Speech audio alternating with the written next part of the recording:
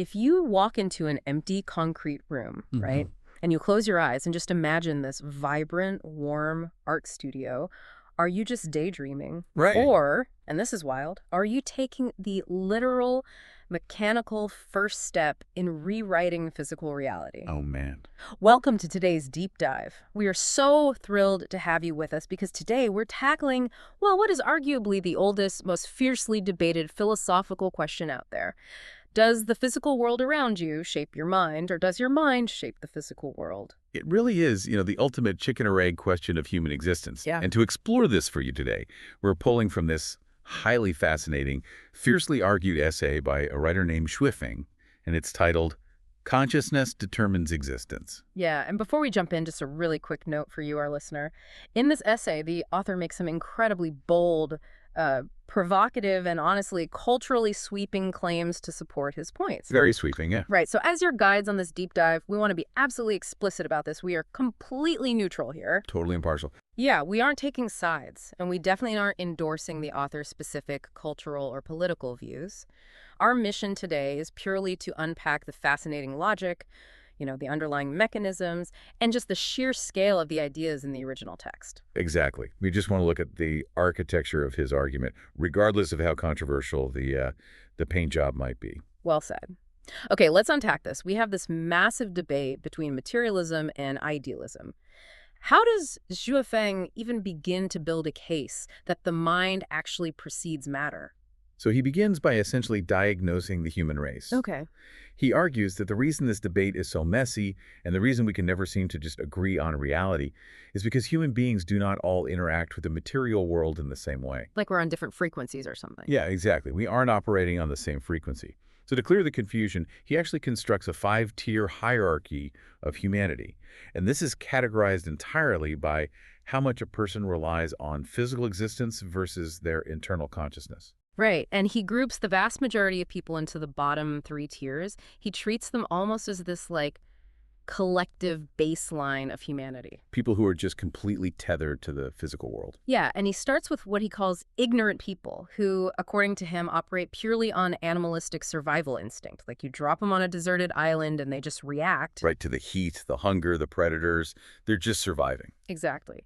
And then he scales that up to the next tier, the ladies. And these are people driven by physical desires. So money, status, physical beauty. Which is a huge chunk of society, if we're being honest. Oh, for sure. And finally, in this bottom group, you have the mortals, whose reality is anchored by social affection. So that's family ties, national identity, things like that. And notice the common denominator across all 3 of those lower tiers. Whether it's foraging for berries to survive, or chasing a promotion for status, or even relying on a spouse for emotional stability. The internal state of the person is entirely dictated by external physical things. Exactly. If you remove the food, or the wealth, or the social circle, their internal consciousness collapses. Wow. So for these people, the author concedes, existence absolutely determines consciousness. They're basically passengers in the physical world. But then he draws this massive line in the sand for the top 2 tiers. This is where it shifts. He introduces the sages, which would be your great philosophers and scientists. Right. The thinkers. Yeah, they don't just consume the physical world, they analyze it. They ask why. So for them, the physical world is just a prompt, and their consciousness pushes back. It's an equal partnership. And then that culminates in the highest tier, which he calls the saints, or immortals. Immortals. Yeah, and this is where the philosophy just takes flight. For the saints, physical senses, what you can touch, taste, or see, they're largely irrelevant. Because they navigate reality through pure spiritual perception, right? Exactly. Because their entire framework of reality is generated internally. So for this specific tier, consciousness entirely determines existence. They aren't reacting to the room, they are projecting the room. I was trying to wrap my head around this hierarchy earlier, and it feels a lot like a video game leveling system. Oh, I like that. How so? Well, at level 1, you're just reacting to the environment, right? You dodge the obstacle, you grab the health pack. The game's code is basically dictating your every move. Sure. But as you level up, you start understanding the mechanics, anticipating the physics, until you reach the absolute highest level. And at that point, you're no longer just playing the game. You've accessed the developer console. Exactly. You are basically the programmer of the reality around you. What's fascinating here is how the author uses that exact disparity in levels to explain why people fight so viciously over this philosophy. Oh, right, the communication gap. Yeah, he points out this severe gap. He warns that if you take this profound truth that consciousness determines existence and you try to explain it to the lower tiers, The people still just trying to survive or get rich. right, it's like casting pearls before swine. They won't just misunderstand the concept. The author jokes they might even give you a back kick. A back kick? That's so vivid. It is. They'll reject it violently because it literally threatens the only reality they know. Hmm. Conversely, if you go to the immortals and try to convince them that a rock dictates their soul, they will just look at you with pity. It's a complete paradigm clash, but I mean, establishing that saints and sages believe they create reality is one thing. Actually proving that the mind literally precedes matter on a physical level, that's a much taller order. It is. So what is the physical proof that he actually offers? So to do this, he asks us to look away from nature for a moment and instead look at the artificial world we've built. He asks this deceptively simple question. How did cars, skyscrapers, or even something as ephemeral as a fashion trend appear on Earth? Well, they didn't grow on trees. Right, and they didn't spontaneously assemble from the dirt. Yeah, there were no Ford F-150s roaming the prehistoric plains alongside the dinosaurs. Exactly, and why is that? Because before a car can exist in the physical world, it must first exist as an image, like a spark, in human consciousness. Think about an architect designing a skyscraper. Perfect example. That building does not exist anywhere in the physical universe until the architect visualizes the spatial relationships, the structural integrity, the whole aesthetic in their mind. They hold that consciousness and then they force the physical world to conform to it. Right. The author argues that without human imagination and intentional thinking, literally none of the artificial objects we rely on today would exist. Now, when I was reading this section, I found myself pushing back a bit. I mean, sure, we can imagine the shape of the car, the blueprint of the building, but what about the raw materials? The atoms. Yeah, we didn't invent the atoms, the iron ore, the silica for the glass, the rubber. That physical matter was already sitting in the earth, existing long before human consciousness ever got to it. Doesn't that prove existence was here first? Well, if we connect this to the bigger picture of the author's worldview, his counterargument is incredibly sharp. He would say you're confusing raw material with reality. Okay, unpack that for me. To him, the raw atoms are meaningless. Think of consciousness like a magnetic field and raw physical matter like iron filings scattered on a table. Oh, I see where this is going. Right. Without the magnetic field, those filings are just chaotic entropic dust. They have no purpose, no function, no discernible reality. But the second you introduce the invisible magnetic field, which is consciousness, Those filings snap into a highly specific, organized structure.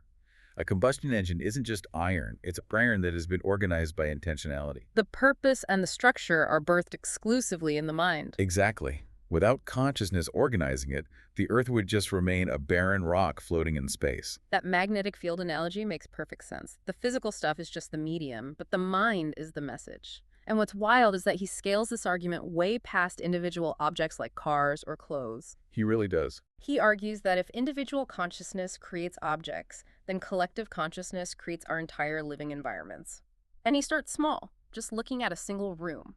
Right. The home. Yeah, he describes walking into a home that is perfectly clean, harmonious, maybe with some flowers carefully cultivated on the windowsill. And he points out that this room doesn't look that way by accident or by nature. No, it looks that way because the owner possesses a clear, orderly, spatial layout within her own consciousness. Her mind is at peace, so her physical surroundings reflect that peace. And if her mind was chaotic, If it was fragmented or overwhelmed, the physical space would instantly reflect that chaos. She might leave trash on the floor or put a coffee table on top of a dining table. The physical space is always a downstream consequence of the internal mental state. and then he takes this mechanism and applies it to entire cultures, using his own observations from living in Zimbabwe for a decade. And again, this is a prime example of those sweeping claims we mentioned in the intro. So he contrasts the physical residences of Caucasian people living there, which he describes as highly ordered, with mowed lawns and spotless kitchens, Right. with the residences of Chinese people living in the same country, which he describes as overgrown, smelly, and greasy. And what's crucial for the listener to understand about this comparison is the underlying mechanism he is trying to highlight. He completely removes the physical geography from the equation. Right, because they're in the same place. Exactly. He argues that the difference in these living environments has absolutely nothing to do with the physical world. These people are living in the exact same country, under the exact same sky, with access to the exact same resources. So the stark difference in their physical reality is generated entirely by the differing collective consciousness of the people inhabiting those spaces. Yes, and to really hammer this home, he posits this radical, hypothetical mindset swap. Oh, this part blew my mind. Right. He suggests that if you took all the Chinese people and swapped them with the populations of Japan and Germany, just physically moved them into each other's countries. Within 50 years, China would become the most beautiful, orderly country in the world, while Japan and Germany would degrade and become dirty and messy. Exactly. Here's where it gets really interesting. He is essentially saying that our cities, our streets, our homes, they are just 3D printouts of our collective psychological health. That is the perfect way to phrase it. According to this text, environments do not possess the power to corrupt or elevate people. People's consciousness possesses the power to corrupt or elevate environments. The physical world is just a mirror reflecting the mind standing in front of it. Exactly. And he applies this to massive architectural choices as well. Yeah. He points out that Islamic mosques, Christian churches, and Buddhist temples look radically different from one another. And it's not because the rocks in those regions demanded to be stacked that way. No, it's because the designers literally possess different spiritual consciousnesses, and those different frequencies materialized into different shapes of stone. He even looks at city planning. Yeah. Like he observes that in Harare, the capital of Zimbabwe, the commercial, industrial, and residential areas are strictly separated by at least a kilometer. There are clear boundaries. Right. But in Beijing, those exact same types of zones are totally intertwined, just tangled together in this dense web. And he traces this directly back to the differences between British and Chinese consciousness regarding human interaction, boundaries, and personal space. The city grid is just a map of the cultural mind. Yeah, it's wild. And from there, the author broadens his scope even further. He moves from comparing different geographic locations to comparing different eras in time.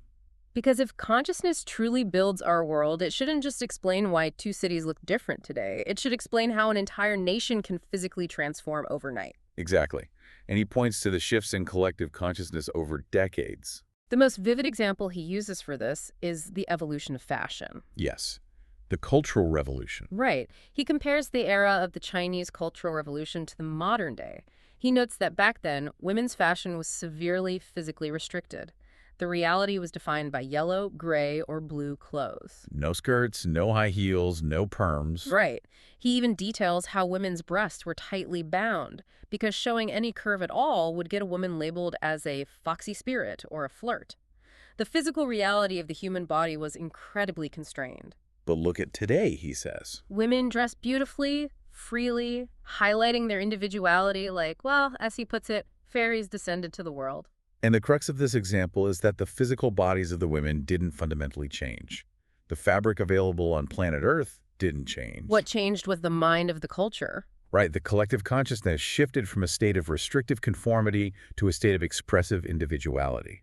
And the physical reality of what you saw on the street instantly transformed to match it.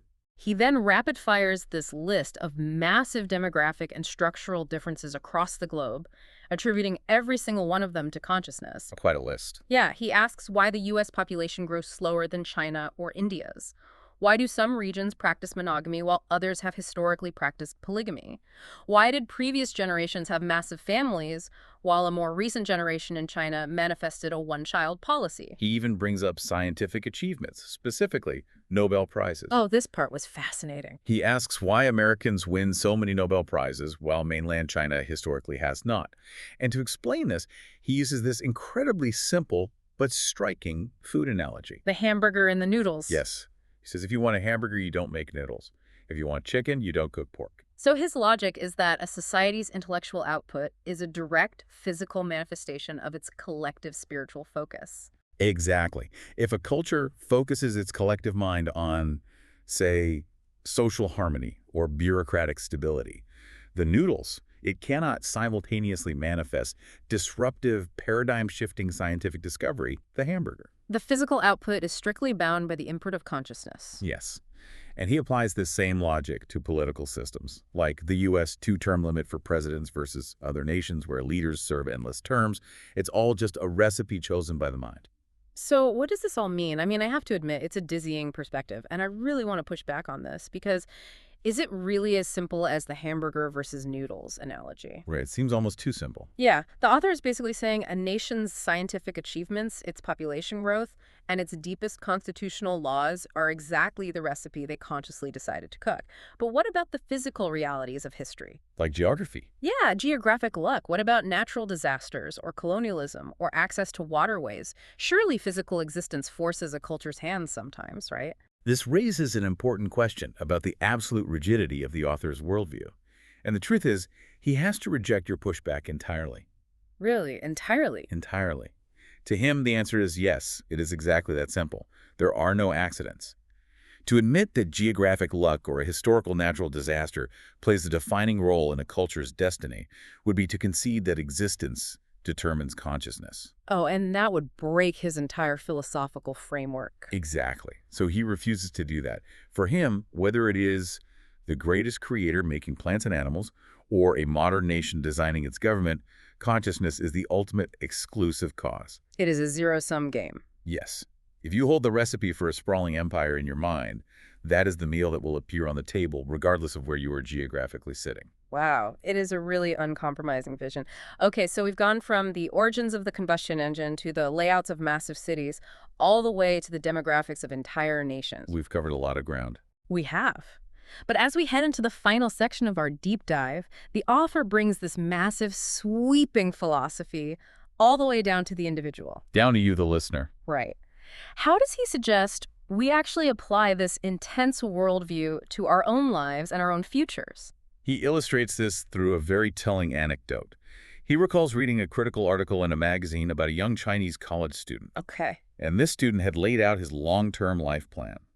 He wanted to move to the U.S., build a villa in a scenic small city, have a pristine green lawn, a private pool, and drive a Mercedes-Benz. Which frankly sounds like a pretty standard, highly ambitious dream for a young person. Right. But the reviewer who wrote the article heavily mocked this student. The reviewer called the plan pure wishful thinking and aggressively told the young man he needed to be down to earth and face the harsh realities of his current existence. Honestly, looking at how the author attacks that reviewer in the text, you can almost guess his advice to the student. He's essentially telling him to double down on the fantasy, isn't he? Emphatically, yes. He calls the reviewer an outstanding, tragic representative of the idea that existence determines consciousness. A tragic representative. Yes, and he likens the reviewer to a frog in the bottom of a well. Ah, right. If you are a frog sitting at the bottom of a deep well, you look up and you think the entire sky is only the size of a sieve. Exactly. The author argues that this reviewer is a slave to his immediate physical reality, and that relying on people like that ruins bright futures and cruelly oppresses human spirituality. So his advice to the student and to the reader is essentially ignore the well. Ignore the well. Yeah. His literal advice is visualize it, your wish will come true. He tells the student that the better and clearer the picture of the future is in his mind, the more likely he is to physically realize it. Wow. He writes this incredible line, "The place you can see is where you're going." The place you can see is where you are going. You know, that is such a mechanistic way to look at ambition. It reminds me of how elite athletes train. Oh, visualization. Yes. Before a sprinter runs a race or a gymnast executes a complex routine, they don't just stretch their physical muscles. They close their eyes and run the entire event in their mind. They visualize the precise angle of their feet, the feeling of the finish line. Right. If they can't vividly see it in their mind's eye first, their physical body literally doesn't know what physics to execute. Because, as the author points out, your behavior is strictly controlled by your consciousness. If you truly want to walk east, your feet are not going to magically walk west. Exactly. And this brings us to the ultimate cosmic stakes of his entire essay. This is why he insists this debate is not just a game of philosophical words or a trivial question of eating steamed buns versus noodles. It's a fundamental choice of how you exist in the universe. Yes. If you yield to the idea that existence determines consciousness, you are trapped in conventional thinking. You are bound by the pain and contradictions of your immediate reality. Stuck on a single physical Earth, doomed to just passively live and die as a victim of your environment. You are the frog in the well. But if you embrace the idea that consciousness determines existence, you unlock unconventional thinking. Yes, and consider where he takes this conceptually. You become an active creator. The author claims this mindset opens up a sunshine avenue where you can access what he calls 36-dimensional spaces. And we should clarify what he means by that because it sounds like science fiction at first. It does. But in his framework, if the physical 3D world is just a projection of the mind, then we aren't trapped in a three-dimensional universe. The 3D world is just one frequency we are currently tuned into. Precisely. By elevating your consciousness, you can theoretically tune into other layers of reality that were always there. Because you aren't bound by physical limits. Right, because the mind writes the physical limits. He believes this allows you to decipher the deepest mysteries of the universe and extend your life into infinite time and space. So leading with consciousness isn't just a self-help trick to get a Mercedes. No, it is the mechanical process of ascending to a higher state of being. It is a massive, relentlessly uncompromising vision of reality.